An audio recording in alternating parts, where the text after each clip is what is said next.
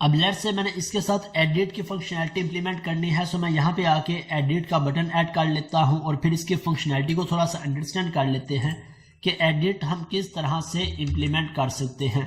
मैं यहाँ पे बाकी के सभी टैब्स को क्लोज कर देता हूँ, क्लोज ऑल बट दिस, और इस इंडेक्स के अंदर मुझे डिस्प्ले करवाना है एक बटन।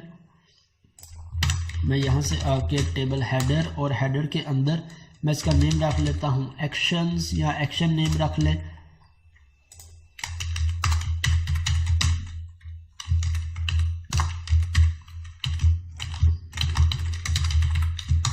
एडिट, और एडिट के बाद जब यूज़र इस पे क्लिक करेगा तब ये किस कंट्रोलर और किस एक्शन पे मेरा डाटा पास करवा देगा। सो हम यहाँ पे लिख लेते हैं ASP controller, second ASP action, और इसके साथ मुझे एक और पैरामीटर पास करना है कैटेगरी आईडी को।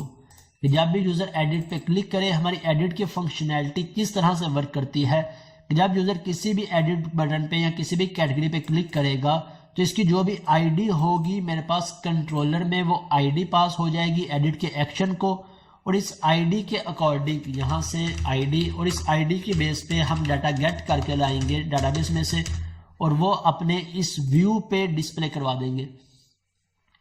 सो एडिट के साथ हम एडिट का टेम्पलेट ऐड कर लेते हैं। किस तरह से, मैं एडिट पे राइट क्लिक करता हूँ, ऐड व्यू, और यहाँ से आके लेजर व्यू, मैं टेम्पलेट चूज कर लेता हूँ कौन सा। अब हमने टेम्पलेट सिलेक्ट किसका करना है, एडिट का।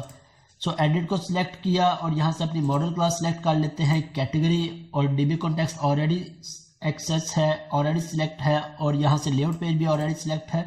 सो मैं ऐड पे क्लिक कर देता हूँ।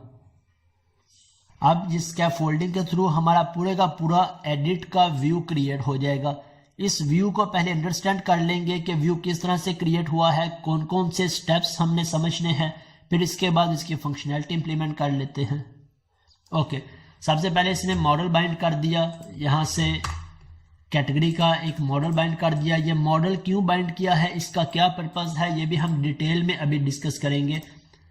मैं यहाँ पे आ जाता हूँ गो टू व्यू। इसके बाद नीचे अगेन फॉर्म क्रिएट हुआ है, फॉर्म के बाद यहाँ से वैलिडेशन कमांड,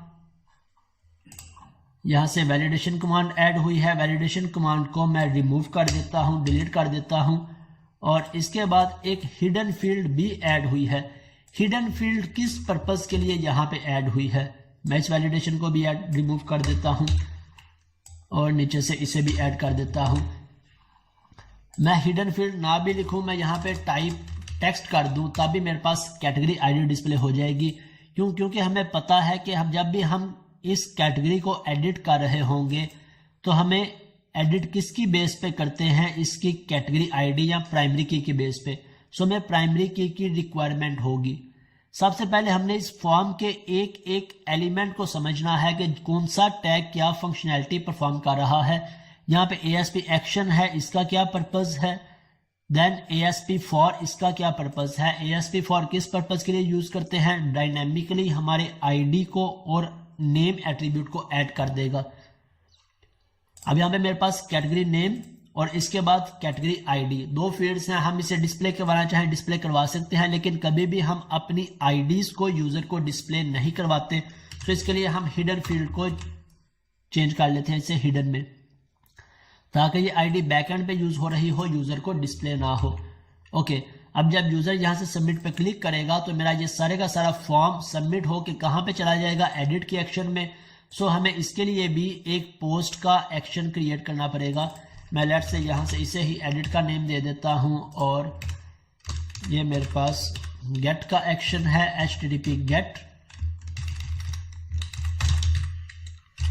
और ये मेरे पास HTTP पोस्ट का एक्शन आ गया। और यहाँ पे हमारे पास अब कितने पैरामीटर्स आएंगे एडिट में, क्रिएट की सिचुएशन में, क्रिएट की रिक्वायरमेंट्स में हमारे पास कितने पैरामीटर्स आ रहे थे, सिर्फ एक। सो हमने सिर्फ एक पैरामीटर को यहाँ पे डिफाइन करके एक्सेस कर लिया, जबकि एडिट के सिनेरियो में हमारे पास कितने पैरामीटर्स आ रहे हैं, दो पैरामीटर, एक कैटेगरी आईडी और एक नेम। सो अब हमें यहाँ पे दो पैरामीटर्स को डिफाइन करना है। किन दो पैरामीटर्स को, इनका नेम सेम होना चाहिए। मैं यहाँ से कॉपी कर लेता हूँ और यहाँ पे पेस्ट कर देता हूँ कैटेगरी आईडी कोमा स्ट्रिंग और नेम। इस पे ब्रेक पॉइंट लगाया, इसे चेक कर लेंगे। और इसके बाद अब यहाँ पे ये एडिट की फंक्शनैलिटी किस तरह से वर्क करेगी, जैसे ही यूजर किसी एडिट पे क्लिक करेगा यहाँ से इसकी आईडी पास होगी इस एडिट एक्शन में, और इस आईडी के अगेंस्ट हम डेटाबेस में से डाटा गेट करके अपने व्यू में पास करवा देंगे और वो डाटा इस फॉर्म के अंदर लोड हो जाएगा। किस तरह से लोड होगा वो भी देख लेते हैं। मैं यहाँ से आके पहले एक्शन के अंदर एक्शन डिफाइन कर लेता हूँ एडिट, और इसके बाद कैटेगरी और ASP रूट आईडी। हमने कोई भी आईडी पास करनी हो, कोई भी पैरामीटर पास करना हो अपने इस रूट के अंदर, इसके लिए हम अपनी एट्रीब्यूट को डिफाइन करते हैं ASP-रूट, और रूट के बाद जो भी हम उसका नेम रखना चाहते हो हम नेम रख दें, हम वैल्यू इसका नाम रख दें, हम आईडी नाम रख दें। इस पैरामीटर के थ्रू जो भी हम इसका लास्ट नेम रखेंगे हम इसे यहाँ पे एक्सेस कर लेंगे। ये नेम सेम होना चाहिए जो हम यहाँ पे रूट के बाद रखेंगे। और यहाँ पे आईडी क्या पास करवा दूंगा मैं आईडी पास करवा देता हूँ आइटम डॉट कैटेगरी आईडी।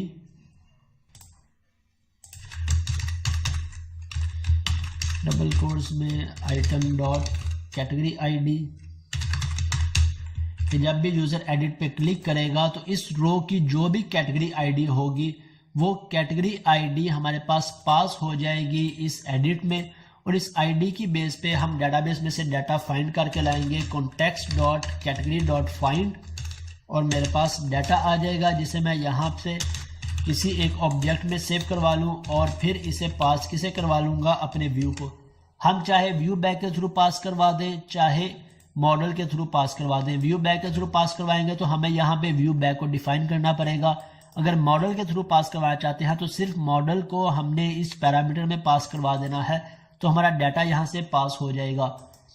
और इसके बाद व्यू में कैसे गेट करना है, हमने इसका ऑब्जेक्ट क्रिएट कर इसे एक्सेस कर लेना है @model, और फिर मॉडल जहाँ पे भी डिफाइन होगा उसका पाथ हम डिफाइन कर देंगे। अब यहाँ पे मेरे पास जो भी डाटा आएगा वो डाटा बाइंड किस तरह से होगा या इन फील्ड्स में किस तरह से डिस्प्ले होगा, हमने इस कॉन्सेप्ट को भी समझना है। लेट्स से पहले यहाँ पे चेक कर लेते हैं कि क्या मेरे पास यहाँ पे डाटा आईडी आ रही है और आईडी की बेस पे कैटेगरी डाटाबेस में से आ रही है। अगर तो कैटेगरी आ गई, इसे हमने पास करवा दिया व्यू में। इसके बाद हम समझ लेते हैं कि हमारे इस व्यू के अंदर ये डाटा किस तरह से डिस्प्ले हो रहा है, क्योंकि हमने डाटा डिस्प्ले करवाने की कोई भी लॉजिक इंप्लीमेंट नहीं की। मैं यहां से इसे रन करता हूं। ओके, कैटेगरी, और इसके बाद मैं आ जाता हूं एडिट पे। मैंने एडिट पे क्लिक किया, मेरा यहां से एक्शन कॉल हो गया और इस आईडी के अंदर मेरे पास क्या पास हो गया, कैटेगरी की आईडी 1।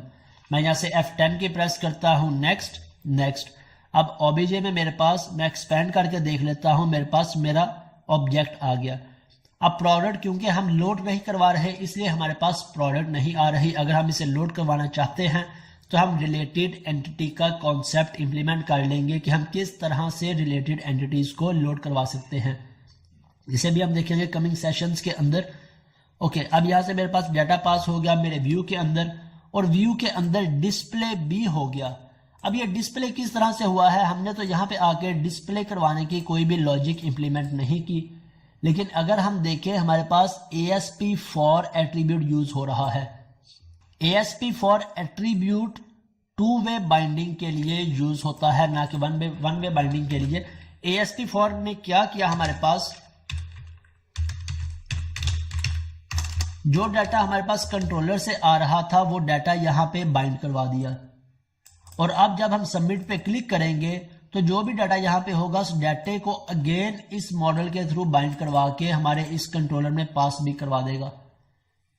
सो अगर हमने 2 वे बाइंडिंग यूज करनी हो, जो डाटा रिसीव हो रहा है उसे डिस्प्ले करवाना है, और जो डाटा यूजर ने यहाँ पे इंसर्ट किया है इसे अगेन अपने मॉडल के साथ बाइंड करना है, सो इसके लिए हम ASP फॉर को ही यूज करेंगे, ना कि हम इसकी जगह खुद से आईडी और नेम एट्रीब्यूट डिफाइन करें।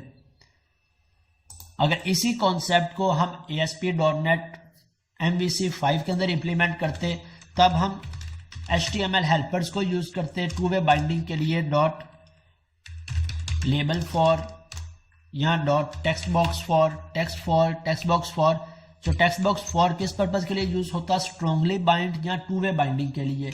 अब यहाँ पे .NET कोर के अंदर हमारे लिए टू वे बाइंडिंग या स्ट्रांगली बाइंड करना बहुत आसान हो गया है। सिंपल सा एक टैग हेल्पर हमने यूज करना है।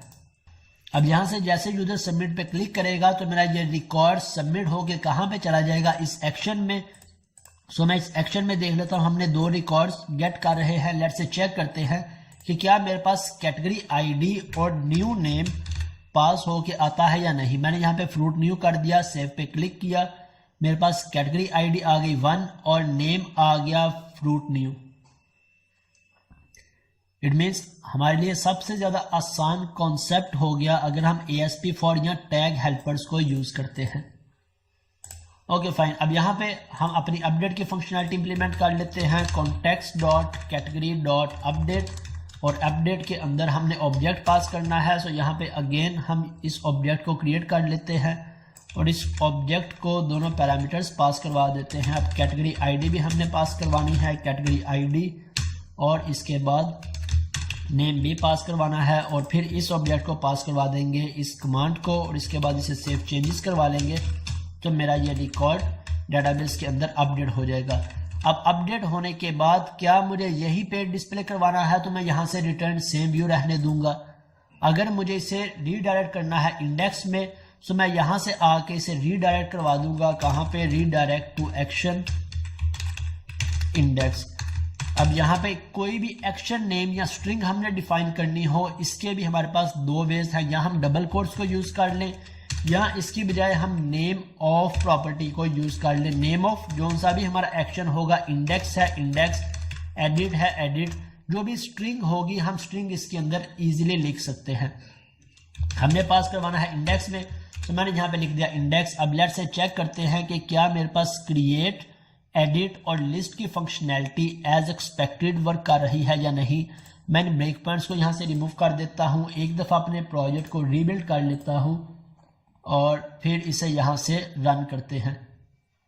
ओके, कैटेगरी पे क्लिक किया, मेरे पास कैटेगरी की लिस्ट डिस्प्ले हो गई। लेट्स से मैं एक और कैटेगरी क्रिएट करता हूँ, वेजिटेबल्स। एंटर प्रेस किया, मेरे पास वेजिटेबल्स ऐड हो गई। मैं इस वेजिटेबल की एडिट पे क्लिक करता हूं, मेरे पास वेजिटेबल्स का फॉर्म डिस्प्ले हो गया। इसे मैं न्यू कर देता हूं। अब सेव पे क्लिक करूंगा तो मेरे पास वेजिटेबल्स एडिट हो गई। इट मीन्स हमारी क्रिएट की फंक्शनैलिटी एज एक्सपेक्टेड वर्क कर रही है, हमारी एडिट की फंक्शनैलिटी एज एक्सपेक्टेड वर्क कर रही है। लेट्स से मैं फूड को अपडेट करके देखता हूँ। फूड न्यू कर देते हैं इसे और सेव पे क्लिक किया, मेरे पास नेम इसका अपडेट हो गया।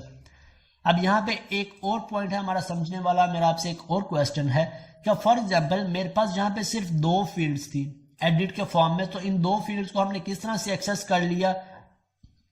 हमने सिंपल इनके नेम के थ्रू एक्सेस कर लिया। इसी तरह क्रिएट, जब यूजर क्रिएट कर रहा है तब मेरे पास सिर्फ एक फील्ड पास हो रही है, तो हमने अपने एक्शन के अंदर आके इस एक फील्ड को आसानी से गेट कर लिया। लेकिन अगर हम प्रोडक्ट को देखें, प्रोडक्ट मॉडल को, तो यहाँ पे हमारे पास 4 to 5 फील्ड्स हैं।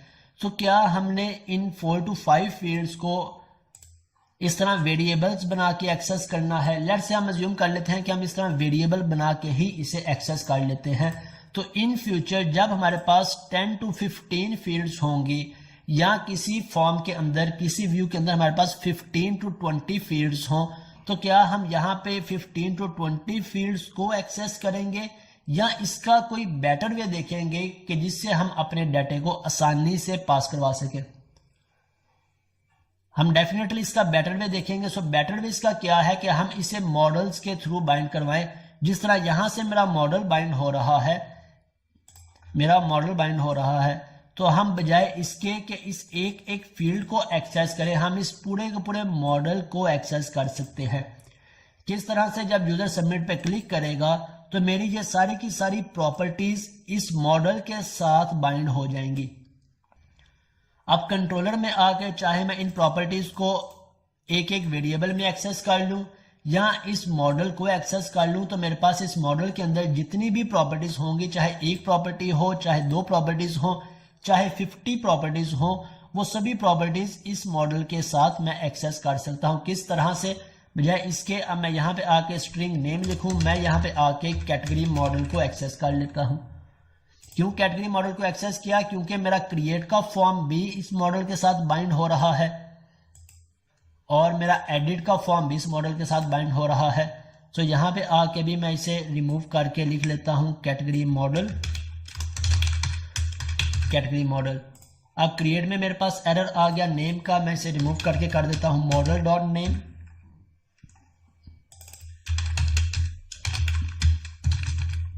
मॉडल डॉट कैटेगरी आईडी और मॉडल डॉट नेम। तो अब चाहे हमारे पास 10 फील्ड्स हो, 15 फील्ड्स हो, 20 फील्ड्स हो, हम सिर्फ एक प्रॉपर्टी डिफाइन करेंगे किसकी, मॉडल की, और इस मॉडल के अंदर ये सारे के सारे कॉलम्स मेरे एक्सेसिबल होंगे, चाहे एडिट के कॉलम्स हो चाहे क्रिएट के कॉलम्स हो। सो आसानी के साथ हम इसे एक्सेस कर सकते हैं। एक दफ़ा इन चेंजेस को टेस्ट कर लेते हैं और फिर इस क्लास को वाइंड अप करते हैं। ओके, कैटेगरी पे मैं क्लिक करता हूँ, मेरा कैटेगरी का पेज डिस्प्ले हो जाएगा। देन यहाँ से लिस्ट, अब मैं कोई एक कैटेगरी क्रिएट कर लेता हूँ, लेट्स से वेज के नाम से क्रिएट कर लेता हूँ। क्रिएट पे क्लिक किया और मेरे पास कैटेगरी क्रिएट हो गई। इसे एडिट करके देख लेते हैं और इसका मैं कोई भी नेम चेंज करके देख लेता हूँ। सेव पे क्लिक किया तो अब मेरे पास इसका नेम चेंज हो गया।